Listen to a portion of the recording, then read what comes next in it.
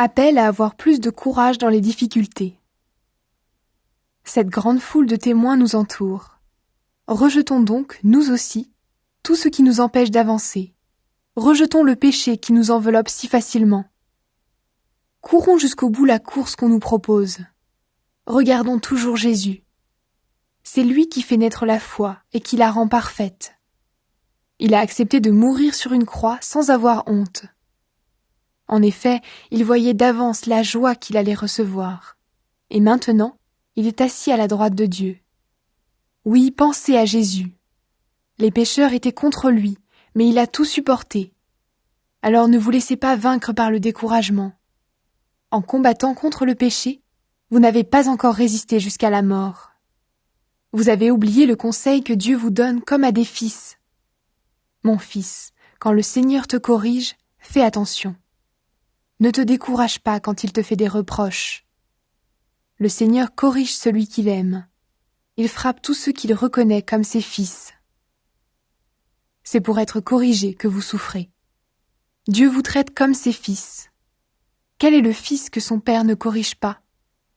Si Dieu ne vous corrige pas comme tous ses enfants, vous êtes des enfants illégitimes. Vous n'êtes pas de vrais fils. Nous avons eu des pères sur cette terre. Ils nous ont corrigés et nous les respections. Alors c'est sûr, nous devons obéir davantage à Dieu notre Père pour avoir la vie. Oui, nos pères nous corrigeaient pendant quelque temps, selon leurs idées à eux. Mais Dieu, c'est pour notre bien qu'il nous corrige. Il veut nous rendre saints, comme lui. Sur le moment, une correction ne fait pas plaisir, elle donne de la tristesse. Mais plus tard, ceux qui ont été formés de cette façon deviennent justes et trouvent ainsi la paix. C'est pourquoi, redressez vos bras fatigués et rendez plus forts vos genoux tremblants. Faites de bonnes pistes pour vos pieds. Alors celui qui boite ne se tordra pas la cheville, au contraire, il guérira. Recommandations et avertissements. Cherchez à vivre en paix avec tout le monde et à mener une vie qui plaît à Dieu. Sans cela, personne ne verra le Seigneur. Attention, personne ne doit refuser ce que Dieu fait pour lui. Parmi vous, aucune plante amère ne doit pousser pour troubler la communauté avec son poison. Attention, ne menez pas une vie immorale. Respectez les choses saintes. Ne faites pas comme Ésaü, qui pour un seul repas a vendu son droit de fils aîné. Plus tard, vous le savez, il a voulu recevoir la bénédiction de son père, mais il a été rejeté. Il a essayé, en pleurant, d'amener son père à changer d'avis, mais il n'a pas réussi. Quand vous vous êtes approché de Dieu, vous n'êtes pas venu vers une montagne qu'on pouvait toucher. Il n'y avait pas de grand feu, pas d'obscurité, pas de nuit, pas d'orage. Vous n'avez entendu ni le son de la trompette, ni le bruit de paroles. Les Israélites qui ont entendu ce bruit ont refusé d'écouter un mot de plus. Ils n'ont pas pu supporter cet ordre. Celui qui touchera la montagne, même si c'est un animal, on le tuera en lui jetant des pierres. Ce qu'on voyait était effrayant. Alors Moïse a dit « Je suis effrayé et je tremble. » Mais vous vous êtes approchés de la montagne de Sion et de la ville du Dieu vivant. C'est la Jérusalem du ciel, où des millions d'anges sont en fête. Vous vous êtes approchés de l'assemblée des premiers-nés de Dieu, qui ont leur nom écrit dans les cieux. Vous vous êtes approchés de Dieu, qui juge le monde entier. Vous vous êtes approchés des personnes justes, qui sont devenues parfaites. Vous vous êtes approchés de Jésus, qui a répandu son sang pour nous rendre purs. Il est l'intermédiaire d'une alliance nouvelle que Dieu a établie avec nous, et son sang répandu parle plus fort que celui d'Abel. Attention, ne refusez pas d'écouter celui qui vous parle. Sur la terre, Moïse a averti les Israélites, mais ils ont refusé de l'écouter, et ils n'ont pas échappé à la punition. Nous, c'est du ciel que Dieu nous parle. Si nous lui tournons le dos, nous serons punis, c'est sûr. Autrefois, la voix de Dieu a fait trembler la terre. Aujourd'hui, Dieu nous fait cette promesse. Encore une fois, je ferai trembler non seulement la terre, mais aussi le ciel. Les mots « encore une fois » annoncent ceci. Les choses créées, qui peuvent être bouleversées, disparaîtront. Ainsi, les choses qui ne peuvent pas être bouleversées continueront à exister. Nous recevons un royaume que personne ne peut faire bouger. Alors remercions Dieu et servons-le d'une façon qui lui plaise, avec confiance et respect. Oui, notre Dieu est un feu qui détruit.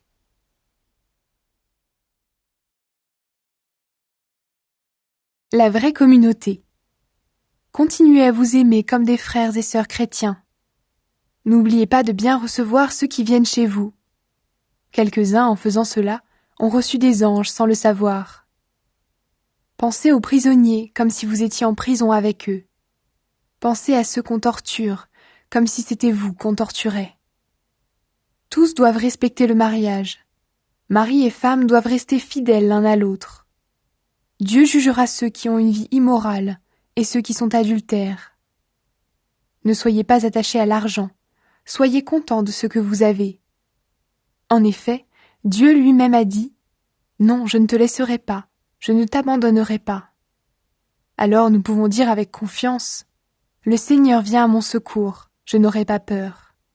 Aucun être humain ne peut me faire de mal. » Souvenez-vous de vos anciens responsables qui vous ont annoncé la parole de Dieu.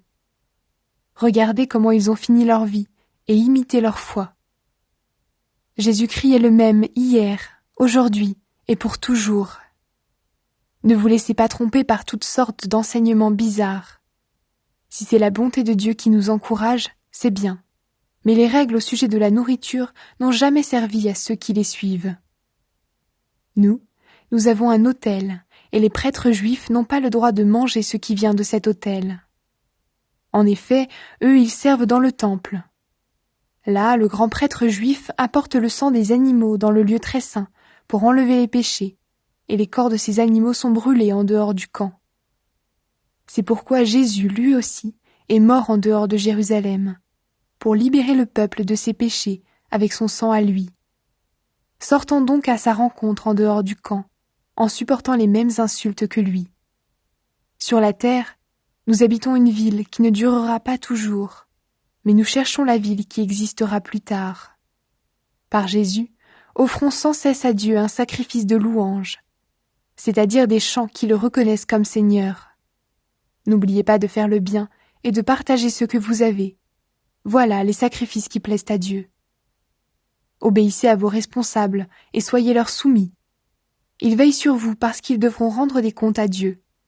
Alors si vous obéissez, ils feront leur travail avec joie. Sinon, ils le feront en se plaignant et vous n'y gagnerez rien. Priez pour nous.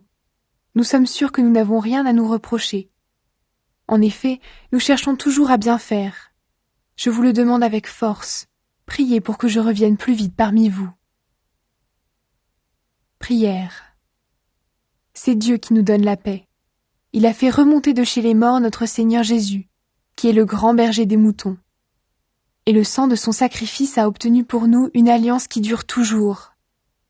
Que ce Dieu vous rende capable d'agir toujours bien pour faire ce qu'il veut. Qu'il accomplisse en nous par Jésus-Christ ce qui lui plaît. Rendons gloire à Jésus-Christ pour toujours. Amen. Nouvelles et salutations. Frères et sœurs, je vous le demande, écoutez avec patience ces paroles d'encouragement. En effet, ma lettre n'est pas très longue. Voici une nouvelle. Notre frère Timothée a été libéré. S'il arrive assez vite, j'irai vous voir avec lui. Saluez tous vos responsables et tous les chrétiens. Ceux d'Italie vous saluent. Que l'amour de Dieu soit avec vous tous. Salutations. Moi, Jacques, serviteur de Dieu et du Seigneur Jésus-Christ, je salue le peuple de Dieu répandu un peu partout dans le monde entier. Résistez dans les difficultés. Mes frères et mes sœurs chrétiens, quand vous rencontrez des difficultés de toutes sortes, soyez très heureux. Vous le savez, si votre foi reste solide dans les difficultés, celles-ci vous rendent plus résistants. Il faut que vous résistiez jusqu'au bout, alors vous serez vraiment parfait et vous ne manquerez de rien. Si quelqu'un parmi vous manque de sagesse, il doit la demander à Dieu, et Dieu lui donnera cette sagesse. En effet, Dieu donne à tous généreusement, sans faire de reproches. Mais il faut qu'il demande avec foi, sans douter. Celui qui doute ressemble à une grosse vague de la mer